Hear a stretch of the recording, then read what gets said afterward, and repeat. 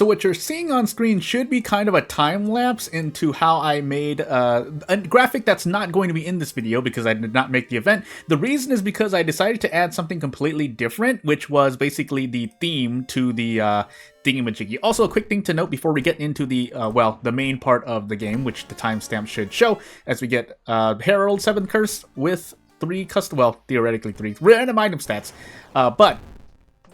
yeah, I added a BGM. That's all I wanted to say. So, we'll play this custom character one more time. I feel like I didn't give him enough representation as I kick my acupuncture ball somewhere in real life.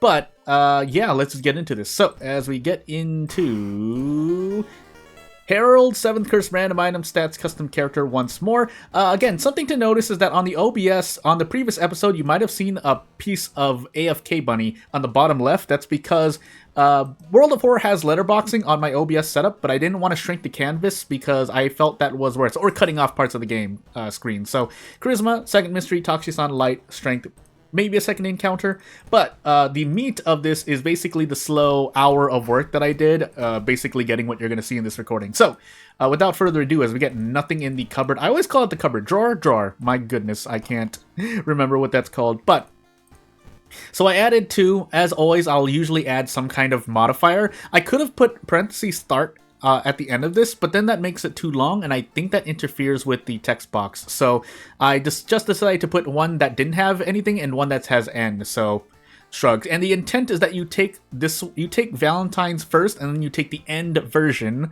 where you're supposed to take at the very end of the run. I would advise doing that anyway if what I plan on making goes through in my brain and what I decide to do.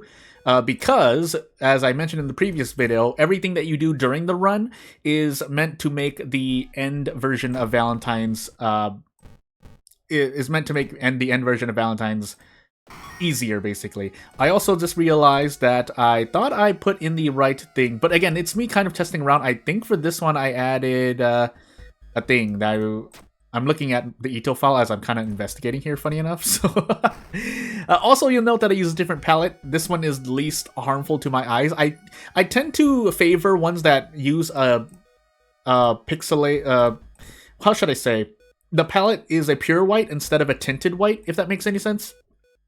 Because that's better for my eyes. Even though theoretically speaking, this is also, softer version of white, whereas a pure white and working in, say, in a dark room or at nighttime does lend itself to basically straining your eyes. But I think it's partly that I changed the brightness on my own monitor as well. But as we go through here, again, nothing to really see at the moment aside from a to be continued, because again, you're supposed to take the other part last. If anyone has any suggestions, feel free to let me know. Otherwise, I think I'll just name the mysteries the same. I didn't want to make a different mystery name just to kind of indicate what you're doing. So we'll go into Flood here really quickly, and I want to take a quick look. So I thought the combat sound was school, but we didn't get any background music during combat. Yeah, that's all I have to say on that. So we'll take this 2 stamina and move on. But if you want to get into a bit of my mind in what I was planning, so essentially you're going to get I will be making a perm specific item for the mystery, which means the mystery is going to be very, very heavily favored toward assuming you're playing with perm.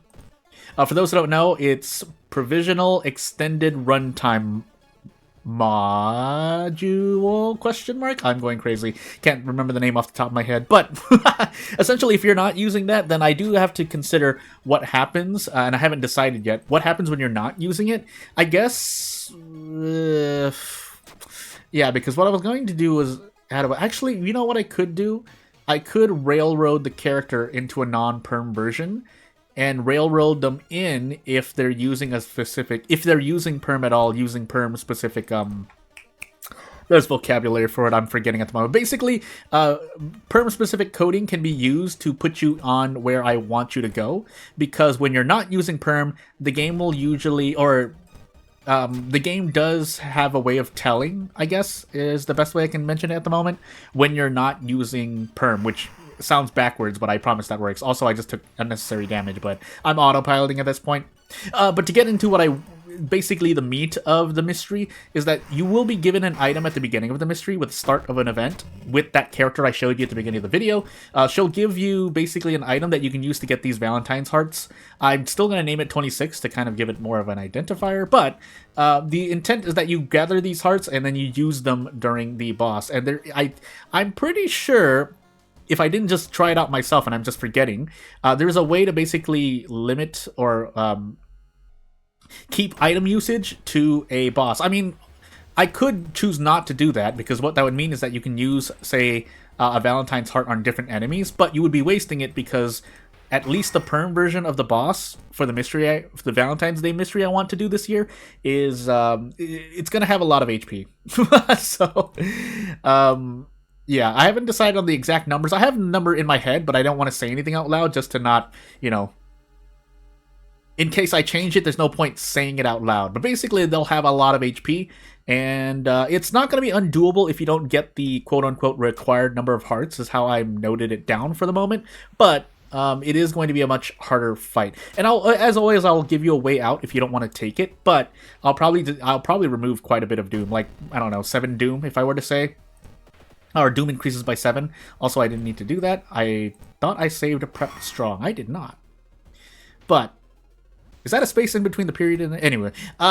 Yeah, so that's kind of the flow of this mystery. And then, so at this point, you might be wondering, well, how do you get these Valentine's hearts? Essentially, you're going to be using them, or the plan is to use them during combat encounters, and they have a chance of proccing a heart.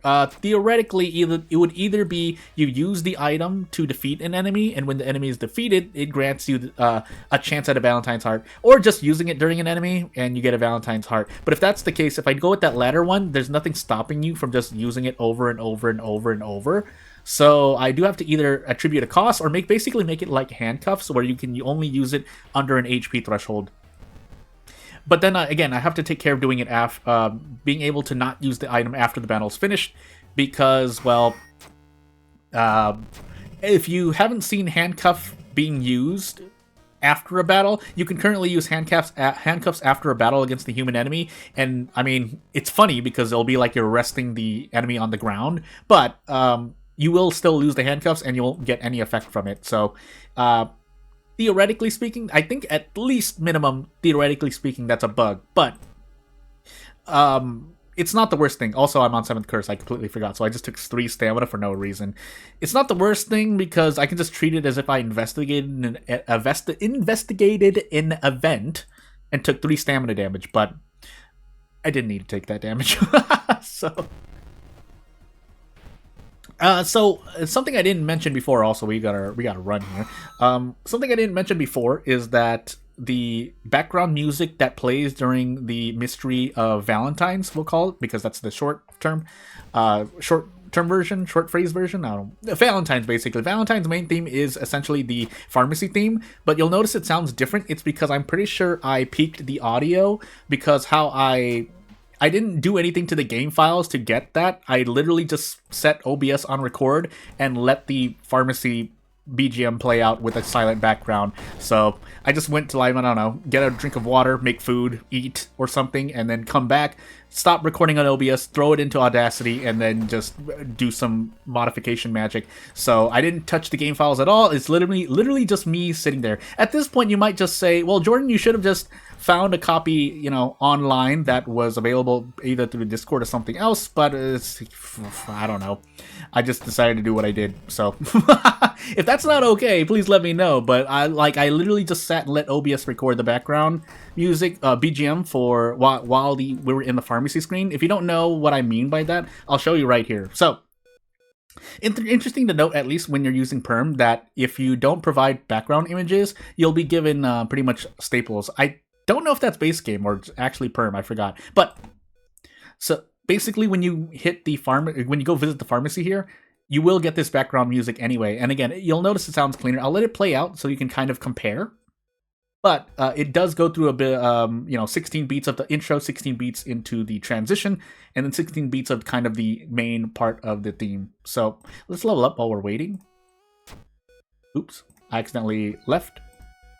So yeah, you kind of hear it there, but it sounds the same for the moment. But that's because, again, it's I accidentally cut it off because you can click on things through the screen. And I lost my combat BGM again. I probably should just set it to something else. I wonder if, no, I'm not going to say that. So, we're just going to sever because we have the power of katana. Actually, we don't because we take more damage. But we can throw this Valentine's heart just to show it only does 1, which is not enough. I'm barely off, but I don't really mind. 4 Doom here is not the worst thing in the world. It shouldn't be. But as we move on here, I was going to mention something else. I feel like I needed to mention something else, but if I forget, I'll probably mention it next episode. But otherwise, this is all you're pretty much seeing for the moment because I haven't completed anything else. I literally put in like an hour of custom content creation, and then I decided, you know what, I should just try using a different BGM, and this is what you get for the moment. To note, this is different from hospital.